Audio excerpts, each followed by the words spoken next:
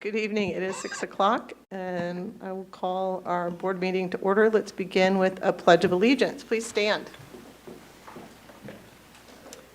I pledge allegiance to the flag of the United States of America and to the republic for which it stands, one nation, under God, indivisible, with liberty and justice for all. All right. Unless there are any changes, could I get a motion to adopt the agenda? So moved, Outley. All right, second? Second, Borgman. Okay. All in favor say aye. Aye. Aye. All opposed? Motion carries 7-0. And we have Ms. Hembry and Ms. Goodburn joining us by phone. Thank you all for being able to be with us. All right, we have 4 different minutes that need approval, and unless there are no changes, I seek a motion to approve items 1.4 to 1.7. So moved, Outley. Thank you. Second? Second, Boyd Ronan. Thank you. All in favor say aye. Aye. Aye. Opposed? Motion carries 7-0. Takes us to 2.1, the superintendent's report. Dr. Hubbard.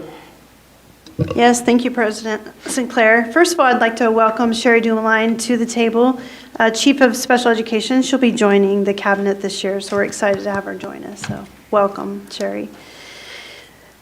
This marks our first school board meeting of the 23-24 school year. We're excited to begin this year with a new theme. We remain one Shawnee mission for all of us, and it's a time to shine. Everyone in this district has an opportunity to shine. No matter what role we fill, whether a student, staff member, community member, or family member, or if you serve on the Board of Education, everyone has an opportunity to achieve their personal best. When we shine, our students shine, and that helps us create a bright future for all of us. We are so excited to begin welcoming staff members back this week. School offices open Wednesday, July 26th. And we'll be holding our annual leadership retreat for administrators, and soon after that we'll welcome new team members and continuing teachers. There's a lot of work already going on behind the scenes for our first days of school. I know I can't wait to see how everyone shines this school year. Speaking of students who shine, our culinary arts students have been in the national spotlight. Shawnee Mission South Junior Finley Jewell won a gold medal at the National Skills USA competition in culinary arts. We also had a team of culinary arts students place 5th in the 2023 National Pro Start Invitational. We're so proud of these signature program students and their instructors. I know in a few weeks the students will open up the Broadmoor Bistro for our community, so it'll be a great chance to experience their delicious, nationally recognized work. Well done to Shawnee Mission Culinary Arts. In recent weeks, our district communications team has also been recognized for a job well done.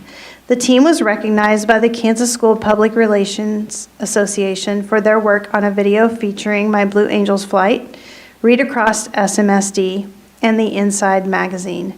The National School Public Relations Association honored the team for their work promoting Project Search, the We Are One Shawnee Mission theme, the 2022 Fall Breakfast, an HR recruiting video, and Inside Shawnee Mission.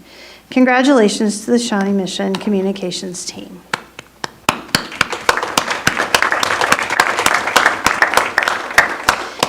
And while we're on the topic of communications, we're excited to introduce SMSD Mic'd Up. It's actually Shawnee Mission Mic'd Up, the official Shawnee Mission School District podcast. We're looking forward to this being another way we can share with our community the amazing things happening in our school. I'll be hosting the podcast along with Dr. Jeremy Higgins, Director of Secondary Human Resources, and we'll be featuring lots of voices from across the district. We'll have links up for download on the district website and on our social media accounts. Watch for Shawnee Mission Mic'd Up, available for download on August the 10th. And that concludes my report. Excellent. I'm looking forward to that. All right. Do we have any board reports? It's kind of the quiet period, so I'm just going to look up and down to see if anyone has a report. Mr. Stratton? Just some calendar items for August. The Finance and Facilities Committee will meet August 24th at 4 o'clock, and KASB Board and the Legislative Committee meet August 25th. Okay, thank you. Anyone else? Okay. That takes us to 2.3 Board Financial Report. Dr. Hubbard. Yeah, so tonight we're going to lump a few things together, 2.03, 04, 05, and 06. I'm going to pass to Russell Knapp, Chief Financial Officer, and he's going to discuss all of those things. Some of them are typical items for us, and then others would be specific to this meeting as we close out the 2022-23 school year books. So take it away, Mr. Knapp. Thank you, Dr. Hubbard. Yes, so tonight the June Board Financial Report and ESSER 3 Financial Report are attached to board docs for your review. The business office successfully closed fiscal year 2023 on June 30th with an ending balance of $30.2 million or 13.9% of operating expenditures. This falls within the range of 10 to 15% in accordance with board policy DBB. Shelley, you want to pull that up for me? The fiscal year 23 operating. There you go. So I'll just take a few minutes here just to recap where we went from the beginning of the year when we approved the budget in August until when we closed the books June 30th. So we started the year when we approved the budget in August with a deficit of $2.7 million. And this is pretty non-typical, if you remember, and you've been here long enough, that revenues actually came in over budget, or yeah, to the good. So $7.4 million came in above budget. As we first reported to you in November, our weighted FTE was up mainly due to at-risk, and that generated an additional $3.8 million in general state aid. And then the very abnormal one was interest income generated $2.7 million this year. And again, I haven't seen that probably since the first 5 years that I've been here. So we've been investing and getting 4 to 5% interest rates on our CDs. That generated $2.7 million. So our revenue ended up being $7.4 million more than budget. Expenditures were pretty typical. We had about $2.5 million fall out of our budget lines. Again, most of that is in your salary and benefits lines. I would note two other things that are on this presentation is that supplies and services shows that we were over $2 million in budget. That's compared to the original budget. During the year, we decided to contract services for custodial services, and we use the custodial vacancy positions. We froze those positions, moved that budget down to the supply line item to go ahead and purchase those contractual services.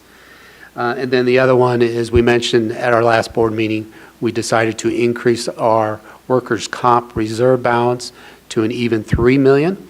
We are self-funded, and we have to get approved by the state, and when you do that application, they suggested that we'd be at $3.1 million. So we just did an even $3 million, and so that's what that extra $400,000 that went to workers' comp.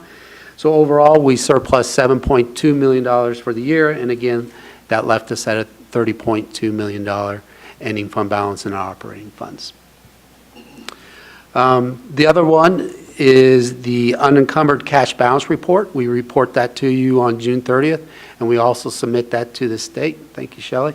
I would mention that general fund is zero, and that's the way it should be. If you remember from the past, that line would usually report a negative $7 million in there because we would have to book that as a receivable because that was our last state aid payment in June, and they would give that to us in hold, and they would give that to us the first week of July. And so this is the first year in many years where general state aid was distributed in the correct fiscal year. And so we no longer have to book that as a receivable, so that showed as zero. The other two reports, the student activity summary report and the petty cash summary report, are just reports that we give to you in January and July at this time. And that concludes that, and I'll stand for any questions you have on any of those reports. Could I ask for you to provide a general reminder, maybe to me and fellow board members, just about the nature of our unencumbered cash balances this time of year. Typically, they're higher in June or July, and maybe why that is. For the operating funds, it's usually measured on June 30th. That's typically, so it was a little bit higher this year than it has been, and that was mainly because of the interest income and the extra general state aid we received. And then the other thing that drives that is the vacancies. We're seeing more and more vacancies the last 2 or 3 years than we have in the past. And so when that money falls out, that creates that additional reserve. So if we start filling those positions, then there'll be less going into those reserves. The other funds that are more tax-driven, like your capital outlay, special liability, special assessment, they're higher on June 30th because we get our tax check from the county in May. And then the next large tax distribution doesn't come to January. So that check, the check that we get in May has to carry us through our summer payments and fall payments. So it's always typically a little bit higher on June 30th. And what about the special education services line? So the special education fund, that's where we keep our operating fund balance in that line. That will cover us through the start of the school year when we, September and October, when we start drawing down general state aid. So that's making payments to special ed staff and All staff, yes, all staff.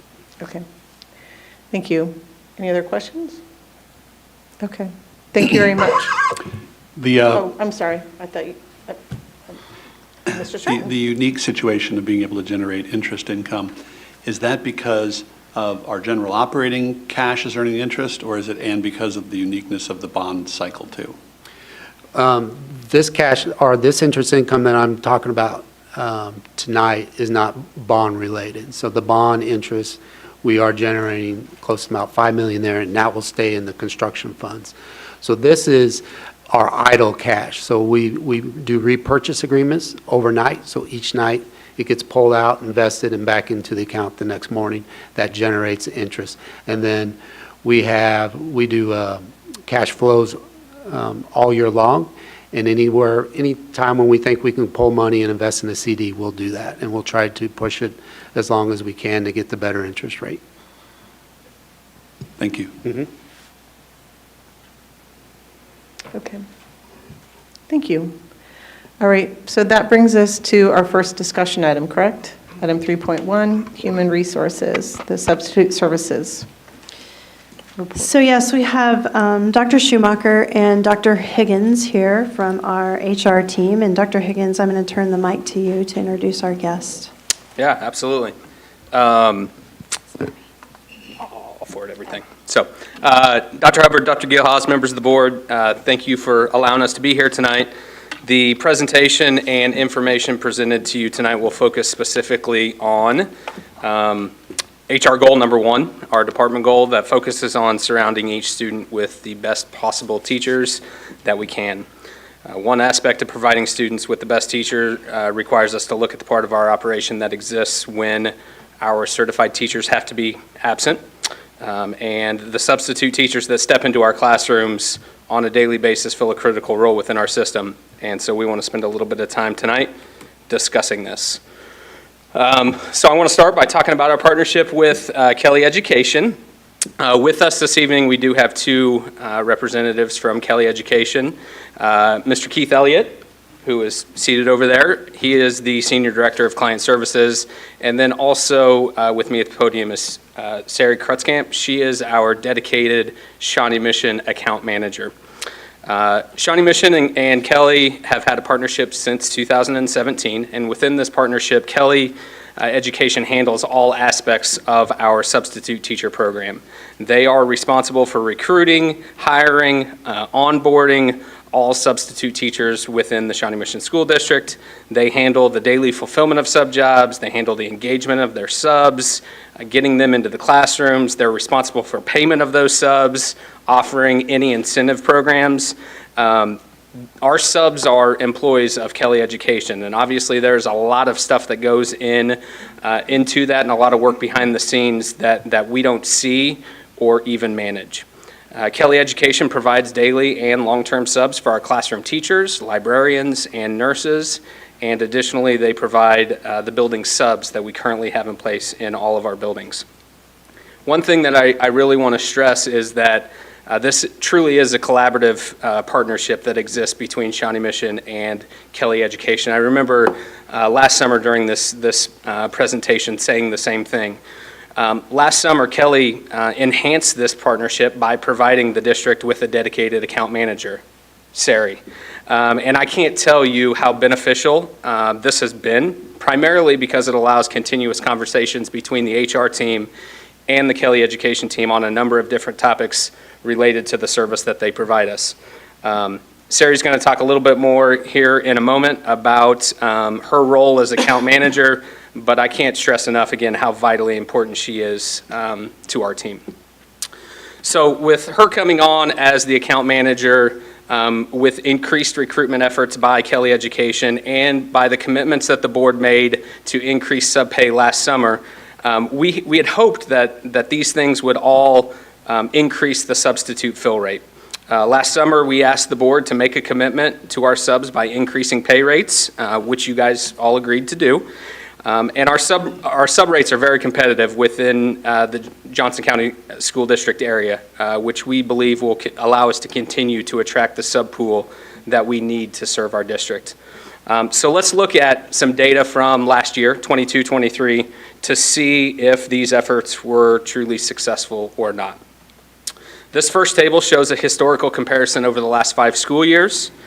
You can see that this year our fill rate was 90.81%. Last summer during our board presentation, you may remember that Kelly Education committed to a 90% fill rate, and they even wrote into our contract a fill rate guarantee. Kelly is definitely happy to report that this 90% threshold was indeed met. But you can see that we're still not at the pre-pandemic levels that we once enjoyed, that 97 to 99% fill rate. Is there reason to celebrate the fill rate that we had this year? Absolutely. Is there room for improvement? Absolutely as well, and our friends at Kelly Education will be the first to tell you that. I also think it's important to draw attention to the total number of filled sub jobs that we had. As you can see, this last school year, Kelly filled 33,485 sub jobs for us. This is a significant number of sub jobs and represents an approximately 20% increase over the 21-22 school year.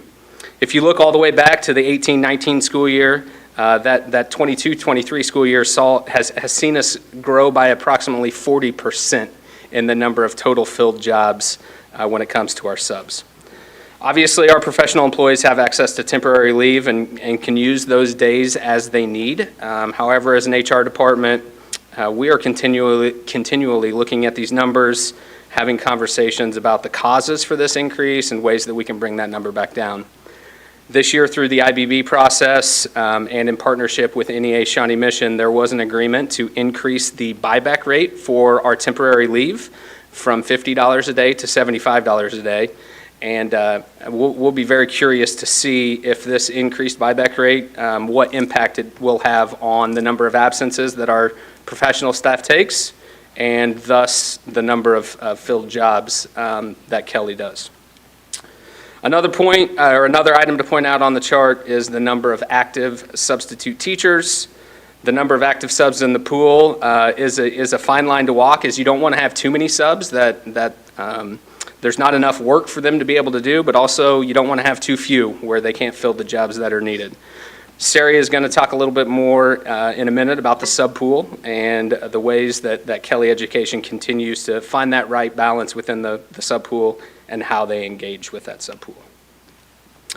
This next table shows a month-by-month comparison of our fill rates. As you can see, first semester fill rates were in the mid-80%, and then second semester we jumped up into the 90%. Spring months can be tough times for our fill rates, so seeing 94-ish% through March and April and May was really exciting.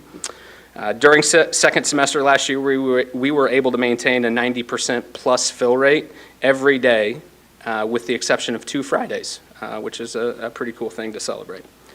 Now, I wasn't personally surprised to see our increased fill rates from first semester to second semester, and that's because of the board action that was taken on December the 12th.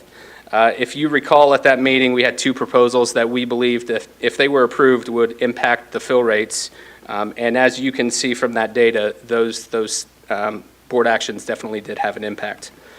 Specifically, the first of these items was to increase sub pay for daily subs on Fridays.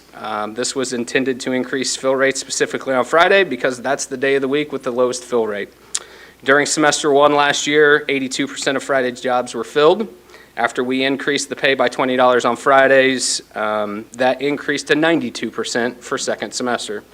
Obviously, our team and the Kelly team identified that problem. We problem solved around it. And ultimately, with your guys' support, we're able to pretty successfully address the issue that we saw on Fridays. The second item from the December 12th board meeting was increased pay for our subs serving in special education positions. During the first semester, special ed sub jobs were filled at a 57% rate. After increasing the pay for special education positions by $15 a day, we saw the fill rate increase to 87.5% during second semester. And obviously that's a pretty significant increase in positions that are definitely needing those substitute teachers. This slide here provides us with just some additional data related to absences by day of the week, by school type, and also by employee type.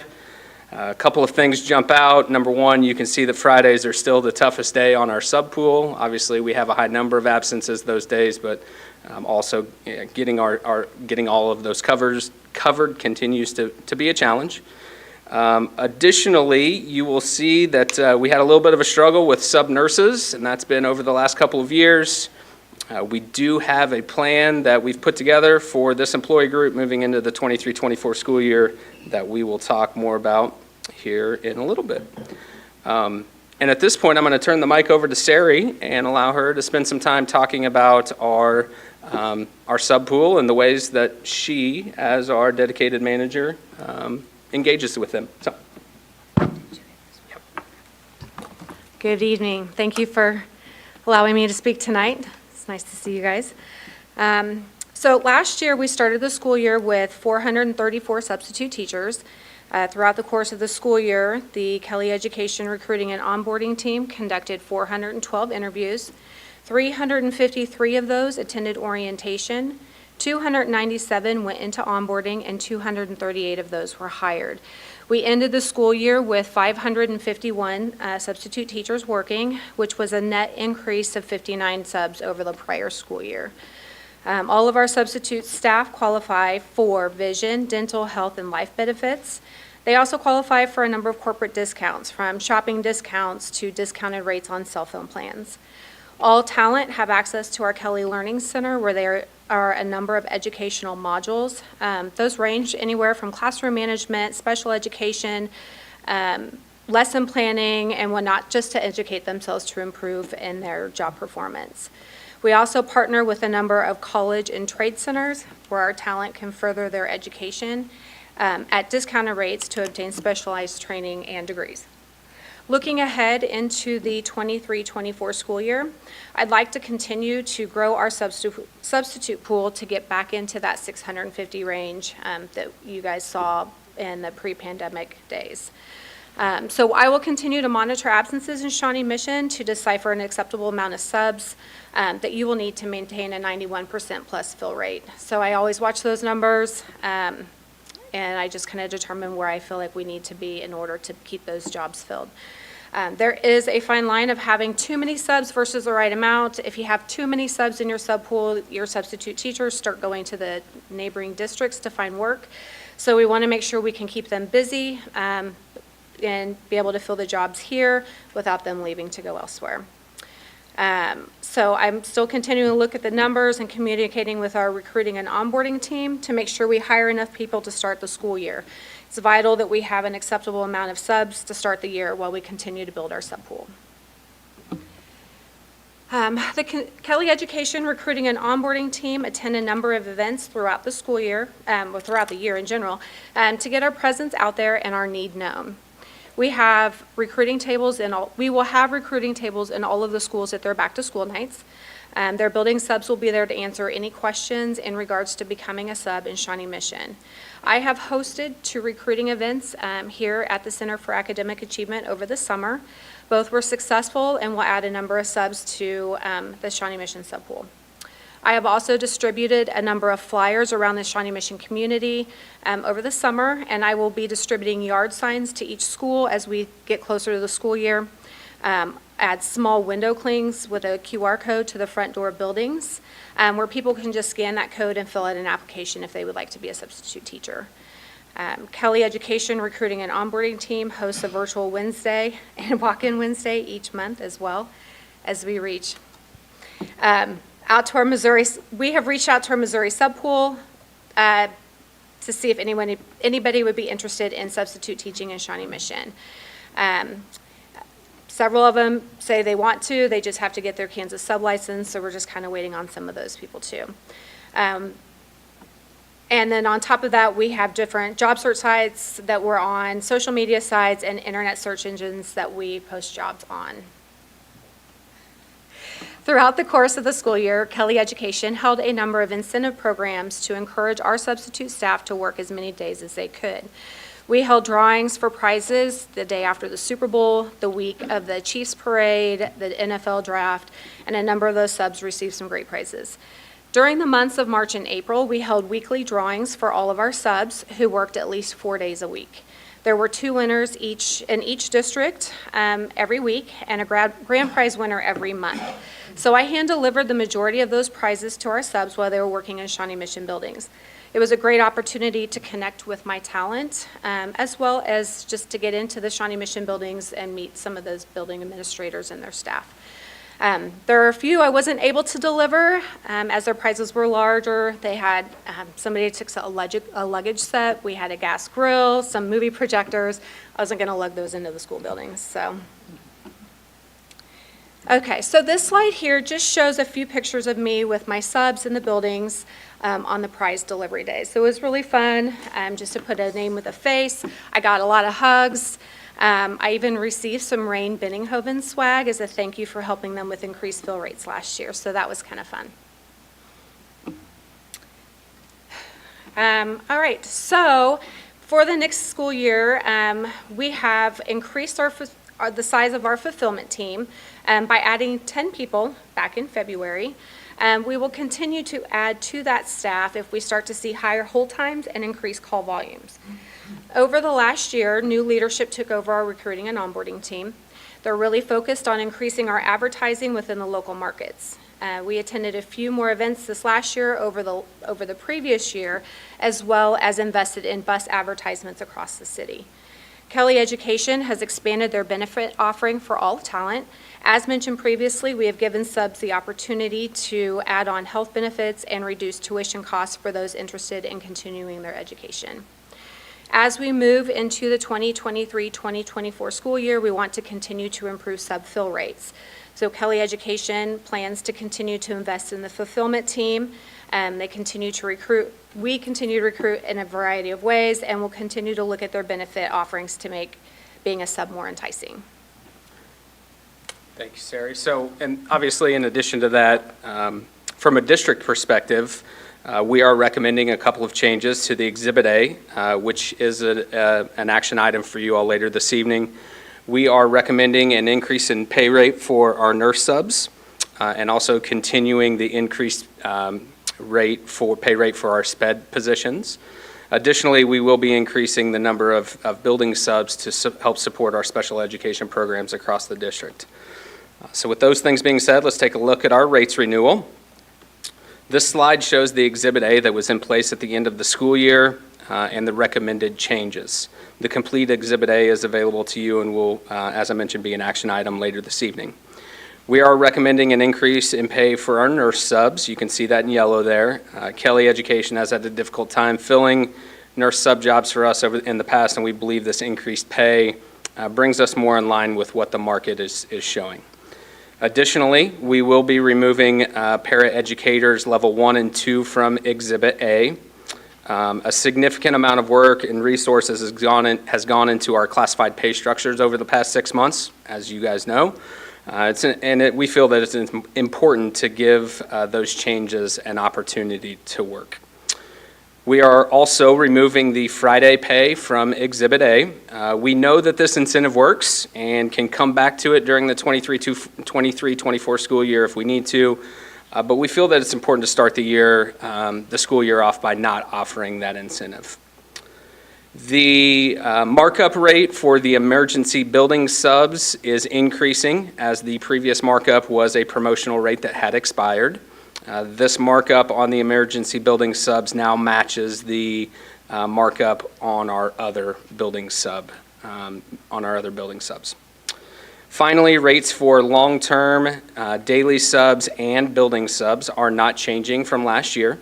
Again, we feel that it's important to see the impact that the increased buyback for temporary leave days has on the number of subs that are requested by our professional employees, in addition to those actions that Sari just spoke about and those plans that Kelly plans to take to help increase the sub pool and fill rates. Finally, Kelly Education is confident in their ability to increase, again, fill rates as we move into this next year, and have once again built into the contract for next year a fill rate guarantee. The details for the fill rate guarantee are summarized here. Kelly Education is guaranteeing that we will see a 91% fill rate for first semester. That is up from 90% from last year. If we don't have that fill rate, then they will decrease the markup for second semester to 1.274, which is a 0.5% decrease. There are some qualifiers that go along with this guarantee related to same day, next day absences, and the total number of absences, but both of those things were things that the HR team felt comfortable with. Again, later in the meeting, you will have an opportunity to take action on the recommended sub rates for the 23-24 school year, and unless Dr. Schumacher has anything else to add, we'd be happy to take any questions. Just thanks to Dr. Higgins and the team. Jeremy is the one that leads up this efforts for our department, and he does a tremendous job, so thanks for the presentation. Thanks. All right. Thank you for your very thoughtful problem solving. Each kind of year feels like an iteration of making the outreach efforts and support efforts to get our sub rates up even kind of more powerful and more productive. So thank you for that. I'm going to look and see if there's any questions. Yes, Ms. Boyd-Nerona. For the rates where we're going to stay the same and just kind of see where it goes, are we still comparable with the other districts? Yeah, absolutely. So with thank you for that question. For the 6 Johnson County school districts, there are 2 districts that pay higher than us. There's 2 that pay lower than us, and we're right in the middle. So, and when I say pay more, it's, I think, $5 a day. So very, very comparable on our daily rates. Thank you. Okay. Mr. Stratton. 2 questions. One is the Exhibit A, maybe I missed it. I don't understand the markup column and then the far right-hand column. So Yeah. what do those represent? So the second column there, so when you see teacher 140, that's what our subs are paid. The markup is the increased cost that we pay Kelly for the cost of all those things that they do. So the far right column is what we actually pay Kelly for that particular sub. Thank you for reminding me of that. Secondly, I'm curious about the demographics of the additional recruited subs. I'm always wondering if, as the baby boom generation continues to retire, are we picking up retirees to add to the sub pool? Yes, actually, a lot of the sub pool is retirees, which is a good thing, but sometimes it's also more difficult to fill jobs with the retirees, just because retirees, well, they're retired, so they want to just work 1 and 2 days a week. So that makes it a little bit more of a challenge. The younger subpool tends to be the one, the stay-at-home moms and whatnot, that want to work more days. But we do have a good number between the two. I find we probably have more retirees than not. You're welcome.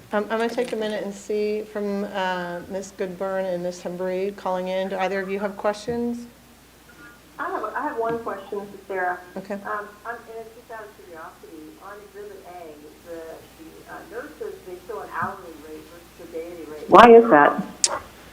So the hourly rate is for our nurses, and I believe that they're the only ones on there. I guess that's just the way it's always been.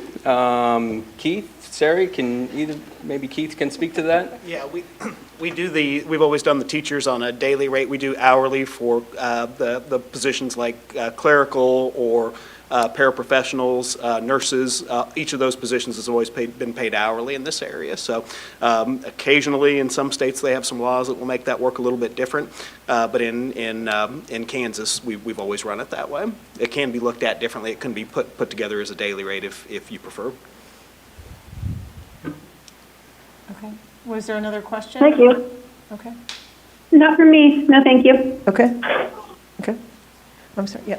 Sari, it's nice to see you. Normally, we see each other at the soccer field, so it's good to see you at the boardroom. Thanks for all you do for the district. What is the retention rate with regards to our subs? So basically, do you know, are our subs having a good experience? Are they wanting to come back? And are there things that we could be doing better in order for them to have sort of a good experience subbing within SMSD? Thank you for that question, Board Member Borgman. That was, it is nice to see you. Yes, I don't have the exact number for the retention rate, but the substitute teachers in Shawnee Mission are very happy here. I did a survey last school year, and it was raving reviews. Everybody's very happy to work here. They love the schools. The schools do a great job. For the most part, they make their substitute teachers feel very welcome. The number one complaint, to be honest, is just that they get their jobs switched when they get into the buildings. So we'll work on that continually with the buildings, and a lot of that's just if they have a need in a different classroom, they really need to get filled. Sometimes you just can't help that. But for the most part, the retention rate's really pretty good. We do lose some. I did lose some this summer, but most of those are the substitute teachers that have gotten their teaching licenses, have been working as a sub in Shawnee Mission to get their foot in the door. They've taken full-time teaching positions, whether it's within this district or some of the neighboring districts. But we've maintained quite a few. So you guys do a very well job in Shawnee Mission. Thank you. Thanks for the feedback, too. Yeah, thank you. Okay. Ms. Huffley? So I just have one question. On the Friday, like the larger amount on Friday, or like the guaranteed fill on Friday, did that have almost like a weird effect of creating additional absences on Friday? Because you had like this, I'm just thinking, I know it's really difficult for an educator to say, I'm not going to go into work today, because they almost have to do as much work, like getting the sub the information. And if you're like hanging in there, and then you know that there is a day that's going to be filled, and you're just like, okay, I will hang in there, but then I'll get to the day that I know somebody's going to be there, so I'm not leaving my kids. So you're ending it, so I'm just questioning if there was potentially like an adverse impact that wasn't necessarily anticipated by providing like that guaranteed day. Yeah, we've had a lot of discussions about it. So it's almost this thing that feeds on itself, right? So if you continue to do these Friday increased pay rates, is it feeding this notion that I'm not going to sub until the district starts to offer this additional pay? And so honestly, when Jeremy and I made this recommendation, it was out of, trying to be really fiscally responsible to see if we could build up the sub pool enough, see if the $75 buyback has an impact so that we can maybe not do that and still have a high fill rate. Because prior to the pandemic, we didn't do it, and we still had really high pay fill rates all throughout the week. So I don't know if I answered your question. You did. Okay. I was thinking more from I'd be more likely to take a day off or use my leave knowing that there was a higher probability of there being somebody to replace me in the classroom. Yeah. I wasn't necessarily thinking from the promoting somebody from taking jobs, but that also, like a two-sided point there. It's so that two-sided. Makes sense. We've always said, and we've said it to the association too, is that days are days, right? Our teachers' days are days. And so if they need to take a day, we want them to take a day, and we want them to feel confident they're going to have a high-quality sub. So that's why we continue to build up the pool. That's why we ask you to increase rates. But again, we're trying to be fiscally responsible with that Friday. We may be coming back to you in a month or two and saying we need to do it, but we're going to give it a shot. No, that makes complete sense. And then I agree, their days are their days. And so there's a part of me that's not glad, but, I appreciate that if people are needing to take time off after coming back from COVID, like maybe we're all just worn thin, and so you're more inclined to need to take a day off because that leave or that sub usage has gone. I mean, if we didn't have that increase, the fill rate would have been like 99%. I mean, it would have been almost 100%. I don't want to make an assumption, but I would think that other districts are in a similar situation where leave days are being more highly utilized, because that seems to be industry-wide, not just like school districts. Everybody is tired, and so if they need to use a day, they're using a day. But potentially, as we get further out from COVID and people kind of restore themselves a little bit, we might see that. Are we anticipating that going down? I mean, you guys are in HR. I know you can't, you don't have a crystal ball. But Yeah, that would be the hope. Continue with those rates. Yeah, seems- anecdotally, we're hearing from other districts the same thing, that the usage is really, really high. And of course, it has something to do with the pandemic and being tired and exhausted. So we're hopeful that the $75 buyback gives some people incentive to hold on to those days. And what was it prior to moving to 75? It was 50? 50. 50? Yep. Because those are days. If you need to use your day, use your day. Use 'em. 100% do that. But I'm just curious what the trends will look like over this year. So, We are too. Thank you. We are too. Yeah. Thank you. I have another speculation question. Do you have a sense of where the competition comes for the fill rate in terms of other districts versus other industry? I mean, in order to draw people to come into sub, are they going to other industries or other districts? Do you have a sense of that? I don't know if that's even something you can collect information on. So I think, I'll speak on Sari's behalf, that we definitely see some of our sub-pool work in other school districts, and so that definitely impacts our sub rate, which is why that sub-experience within Shawnee Mission is extremely important. If pay is comparable, they're going to go where they feel supported and engaged and loved and everything else. So I don't have a sense in terms of are we losing subs to go work in other places. I think since we do get retirees, and a lot of retirees from Shawnee Mission, I think we keep a lot of those, but I don't have a sense if you lose subs to other industries or they're going to work outside of education. Keith, do you see anything? Yeah, we don't see as much with Shawnee Mission because you guys have gotten your pay rates to a place where you're not competing with some of the other businesses that we're seeing. Like right now, you drive down the street, you'll see on the front of McDonald's $16 an hour, $17 an hour, Walmart, Amazon, same types of things. You guys have gotten your pay rates to a place now where you are outpacing what we're seeing on that side of things. So we're not losing as many, but it is something to keep an eye on as we continue to see employers paying more and more competition coming from other areas. Definitely is something that we were seeing over the last couple of years as people were competing over just talent in general.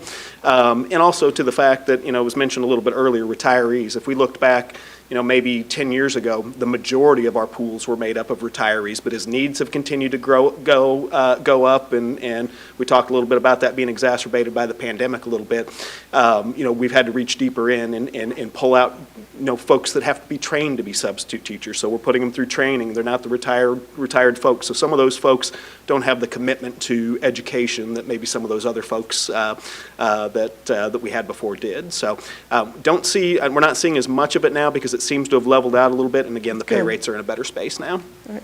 Thank you very much. That's very helpful. Do we have all our building subs filled for next school year or close to? I would say we're very, very close, if not full. The buildings love those, and so they work very hard to get those building subs identified and in place early on. Great. Do either of you know the retention rate of our building subs? Just ballpark, I don't need to know exact, but did a lot of them return? Yes. Almost all of them returned, and the building subs, I only have like a couple of schools that are not filled right now, but that's just because principals are just back in the buildings. So they've got lots of candidates that they're about to interview, and I anticipate hopefully by the end of this week or next that those 3 will be filled too. So, Thank but you. people love building subs. Thank you. I think that's it for questions. All right. Really appreciate that update tonight. Thank you. Thank you, guys. I Dr. just want Hubbard, to say real quick, thank you to the HR team and thank you to the Kelly team. We really appreciate your partnership and working collaborative with us all the time, daily, to ensure our buildings are covered. It was exciting to see the impact of even the raise last year, mid-year, have such a direct effect. That's good partnership. Thank you. All right, that moves us to our consent items. So from item 4.1 to 6.2. Move approval, Borgman? Thank you. Second? Second, Elfling. All right. All in favor, say aye. Aye. Aye. Opposed? Motion carries. I believe that was 7-0. All right, our first action item, 7.1, approval of revised board policy KK, sale of district property. Second reading. Dr. Hubbard. So just real quickly, I want to just talk about 7.01, 7.02, and 7.03. So all of which are second reads on the agenda tonight of these 3 policies that the district is required to adopt or update due to changes in state law. So again, all 3 of them are on here as a result of a change in state law. The policy changes reflect new requirements for public schools in state law, which we are required to comply with. The new state law requirements and updated policies will not result in any major changes in our practices or day-to-day operations in our schools. I did not receive any edits to our first reads on any of these 3 policies, so they're all exactly as they were in the first read. So the first one of 7.01 being policy KK, which is the sale of district property. And we are recommending I'm recommending on behalf of the Policy Review Committee, the revised policy KK, sale of district property. Okay. All right, so do I have a motion for approval for 7.1? Move to approve. And second? Second, Elfling. Okay, any questions or comments? So on this particular policy for Shawnee Mission, this would require the sale of any district building moving forward first be approved by the Kansas legislature, correct? That is the new statute. And the district would have to wait up to 180 days for their decision, regardless, again, accordance, that would keep us in compliance with state statute. So whether or not we support the underlying, or I support the underlying premise of this policy, we would need to support this in order to be in compliance with state law. That is correct. That is correct. All right. Okay. All in favor, say aye. Aye. Aye. Opposed? Motion carries 7-0. All right, Dr. Hubbard? So 7.02, again, based on changes in state statute or state law, we are recommending the approval of policy JH, student activities, as the second read. All right. Do I have a motion to approve? Move approval, Borgman? Second? Second, Nerona. All right. Any questions? All right. And again, this is similar to 7.1 in terms of following state statute. All in favor, say aye. Aye. Aye. Aye. Opposed? Motion carries 7-0. All right. 7.3. And again, based on state law change, we're recommending approval of policy IFCC, overnight accommodations, as this second read. Okay. Do I have a motion for approval? So moved, Owsley. Second, Borgman? All right. And this would put us in compliance with Title I federal law or Title IX federal law if there was a conflict with state law? And we are anticipating Title IX new regulations coming, and we do believe this will keep us in line with Title IX based on how we have it written. Okay, all right. So all in favor say aye. Aye. Aye. Aye. Opposed? Motion carries 7-0. All right. 7.4, approval of the substitute pay rates for the presentation. We Move just heard. approval, Borgman. Second, Ousley. All right. All in favor say aye. Aye. Aye. Aye. Opposed? Motion carries 7-0. Thank you. 7.5, approval to publish notice of budget and revenue neutral rate hearings. Dr. Yes, we're recommending approval to publish the notice for the hearing for the 23-24 budget and a notice of hearing to exceed the revenue neutral tax rate for the 23-24 school year. Okay, so approval as read by Dr. Hubbard. I'll make the motion here. All right. The reason I'm going to read it out loud is because there's statute that just speaks to this one specifically. I move to approve to publish a notice of hearing of the 2023-2024 budget and a notice of hearing to exceed the revenue neutral rate for the 23-24 school year. All right, thank you. Do I have a second? Second, Ousley. Okay. Any questions? All right, I just need to ask, for, again, my annual clarification question. As our revenue neutral rate is below 20, and we are required by state law, correct, to levy 20 mills towards general public education revenues, we would need to follow and be in compliance with state law? You're correct that all school districts have to levy 20 mills, but if that's the only fund that is going over, exceeding that revenue neutral rate, then you do not have to take do that process. Okay. But if you have other funds that are exceeded, then you got to do it all. Okay. All right. Thank you for that clarification. All in favor say aye. Aye. Aye. Aye. Opposed?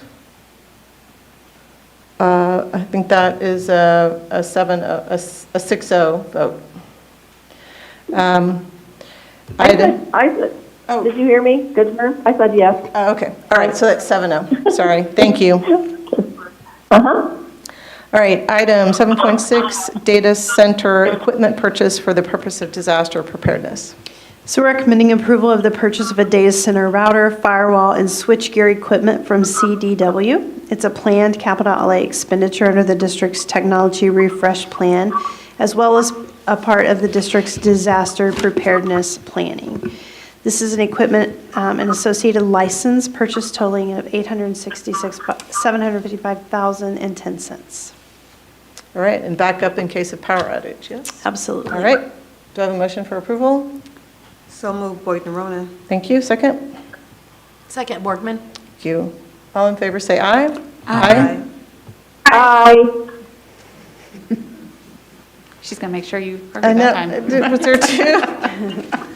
Yeah, I said good burn. I'm going to say my name from now You on. guys sound the same. All right. The phone's hard. Okay.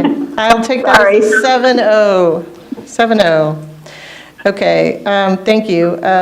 So we are at 7.7, approval of contract with Maxim Healthcare Staffing Services. Maxim Healthcare. So we're recommending approval of the contract with Maxim Healthcare Staffing Services for provision of nursing and supplemental school staffing on an as-needed basis for 23-24, including extended school year. Based on projected need for one-to-one nursing, extended staff absences and vacancies, payment for certified and related services, we are estimating not to exceed $300,000, and this will be paid from the special education operating funds. Great. Motion for approval? Move to approve. Thank you. Second? Second, Borgman, and I have a question. Okay. So we just approved the Kelly services, and now we are approving, or we're looking to approve Maximum Healthcare Staffing Services. Can you talk about why we need two different staffing services for nursing?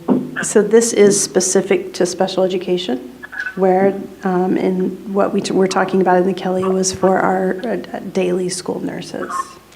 Okay, thank you. All right. All in favor say aye. Aye. Good burn. Henry. All opposed? Motion carries 7-0. That was very helpful, actually. 7.8, approval of contract with Kansas City Behavioral Health. So we're recommending approval of a contract with the Kansas City Behavioral Health Milestones Academy to provide educational programs, related services, and transportation for 3 students from August 25th, 2023 through August the 16th of 2024 for $239,000, and then additionally $49,000 for the extended school year, for a total estimated amount of $288,000. And this will be paid from operating funds from special education. All right, seek approval. So moved, Ousley. Second? Borgman? All right, all in favor say aye. Aye. Woodburn. Humphrey. Opposed? Motion carries 7-0. Item 7.9, approval of contract with Summit Achievement Center. So recommending approval of a contract with Summit Achievement Center to provide educational programs, related services, and transportation for 4 students from July 1, 2023 through June 30, 2024 for $362,000 and $78,000 for the extended school year for a total of $440,000. Again, this will be paid out operating funds from special education. All right, do I have approval for this motion? Move to approve. All right. Second, Ousley. Okay, all in favor say aye. Aye. Woodburn. Humphrey. Okay, opposed? Motion carries 7-0. Our last item here for action is 7.10, approval of contract with Quantum Health Professionals. Yeah, recommending approval of the contract with Quantum Health Professionals for provision of supplemental school staffing on an as-needed basis for the 23-24 school year, including extended school year. Based on projected need for extended staff absences and vacancies, payment for certified and related services is estimated not to exceed $260,000, again paid for from the special education operating funds. All right, do I have a motion for approval? So moved, Ousley. Thank you. Second? Borgman? Okay, any questions? All right, all in favor say aye. Aye. Woodburn. Opposed? Motion carries 7-0. All right, that brings us to board comments. Does anybody have anything to share this evening? Yes? I'd just like to comment, some of you all know that for a period of time, I was a long-term sub and a sub that worked in multiple districts. So as the representatives today were talking, I was feeling it. And once again, went to applaud HR and those that worked with the collaborative ongoing efforts with Kelly of just being innovative. I'm about to tear up because I really needed to work at that time. And Kelly was great. They were supportive.